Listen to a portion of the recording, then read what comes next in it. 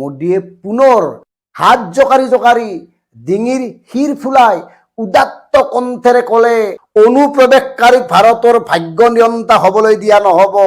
অনুপ্ৰৱেশকাৰীৰ কবলৰ পৰা দেশক মুক্ত কৰাৰ কাৰণে বিজেপি চৰকাৰ সংকল্পবদ্ধ।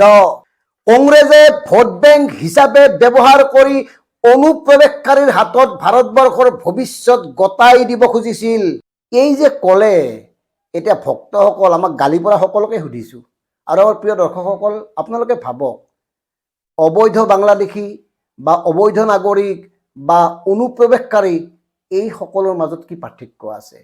বাংলাদেশী বিতৰণৰ কাৰণে যিদৰে অসম আন্দোলন হৈছিল, অসম চুক্তি হৈছিল, তাৰ পৰৱৰ্তী সময়ত বাংলাদেশী কেইগৰাকী খেদিলে কংগ্ৰেছে, আৰু সেইবাবেই কংগ্ৰেছক উলিয়াই দি গতিয়াই দি বিজেপিক আনিছিল। বিজেপিক নহ'লে কেলেই আনিছিল? কাৰণ 2016 চনত নৰেন্দ্ৰ মোদী ডাঙৰীয়াই তালি টপলাক লৈ যি আৱেগিক মন্তব্য প্ৰদান কৰিছিল, আৰু সেই আৱেগিক মন্তব্যত আশ্বস্ত হৈয়ে অসমবাসীয়ে হিয়া উজাৰি ভোট দিছিল। কিন্তু হ'ল কি, এতিয়া আপোনালোকে পুনৰ কৈছে অনুপ্ৰৱেশকাৰীৰ কথা, অথচ আপোনালোকে এই 2024 চনৰ 31 ডিচেম্বৰলৈকে অসমত হিন্দু বাংলাদেশীক থাকিব পৰাৰ সুবিধা কৰি দি আকৌ কৈছে অনুপ্ৰৱেশকাৰীৰ কথা। এই কথাবোৰ কি তাৰমানে? এইবিলাক আচলতে কি ধৰণৰ কথা? সেইকাৰণে কৈছোঁ, আমাৰ মগজু আছেনে নাই মাজে মাজে খুটিয়াই চাওঁ, ভয় হয়, শংকা হয়, আমাৰ একো নায়েই নেকি অসমীয়াৰ?